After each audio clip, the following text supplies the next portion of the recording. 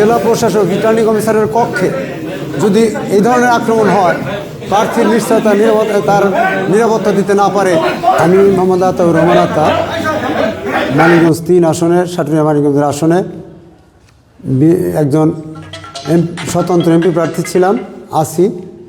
আমার মনোনয়নপত্র আজকে বাছাইয়ের সময় 1টার থেকে শুরু হয়, 1:30টার দিকে সেটা মোটামুটি শেষ হয়ে যায়। আমার মনোনয়নটাই সর্বপ্রথম ধরেছিল।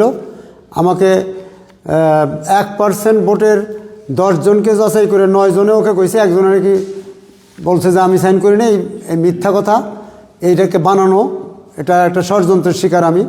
আমাকে ওই অজুহাত দিয়ে বাতিল করার পরে অন্যান্যদেরকে যাচাই বাছাই করার সময় যখন তাদের বিরুদ্ধে অভিযোগ তুলেছে, তখন কথা উঠেছে এটা প্রাতিষ্ঠানিক, এটা দেওয়া যাবে না। এক গ্যাস অফিসার উঠছিল, আপনি আগে বললেন না কেন, এই বলে তাকে বললো আপনি আপিল করেন গা। তাদেরকে বিভিন্নভাবে সুযোগ সুবিধা দেওয়া হয়েছে। এরপর আমি যখন বেরিয়ে আসতেছি, ওই গ্যাস অফিসারের সাথে কথা বলতেছিলাম, তখন আমার পিছন থেকে এসে একদল পেটোয়া সন্ত্রাসী বাহিনী, আফরোজা খান রিতার বাহিনীর তার পিএস সোহেল এবং জাদু, নাসিরুদ্দিন জাদু, অ্যাডভোকেট উজ্জ্বল সহ, এরা আমার উপরে অতর্কিত আক্রমণ করে, যেটা আমার জন্য লজ্জাস্কর এবং অত্যন্ত আমি এটা ঘৃণা ভরে জানাতে চাই। আজকে নির্বাচনের আগে জেলা প্রশাসক রিটার্নিং অফিসারের কক্ষে যদি এই ধরনের আক্রমণ হয়, প্রার্থীর নিশ্চয়তা তার নিরাপত্তা দিতে না পারে, তাহলে বাইরে জনগণের মাঝে যখন প্রার্থীরা যাবে তাদের নিরাপত্তা কে দিবে?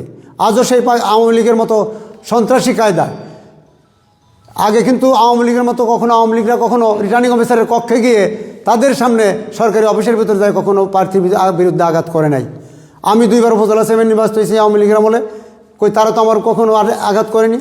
কারোর বিরুদ্ধে তাদের বিরুদ্ধে কথা বলা যাবে না।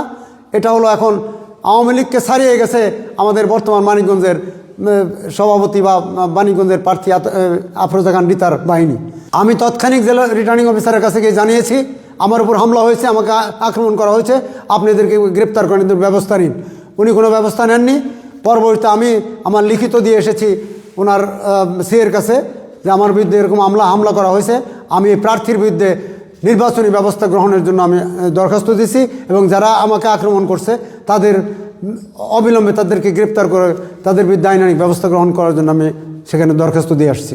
আমি জানি না এটা কী হবে, এত দুর্বল প্রশাসন, এত দুর্বল যদি রিটার্নিং অফিসার হয়, উনি কী করে এই নির্বাচন পরিচালনা করবেন?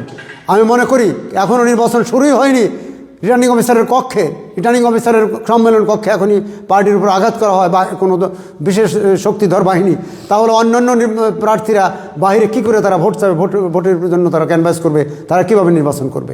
এই নির্বাচন এখন প্রশ্নবিদ্ধ হয়ে উঠেছে। মানিকগঞ্জের নির্বাচন সারা বাংলাদেশেও কতটা প্রশ্নবিদ্ধ জানি না, মানিকগঞ্জের নির্বাচন প্রশ্নবিদ্ধ হয়েছে।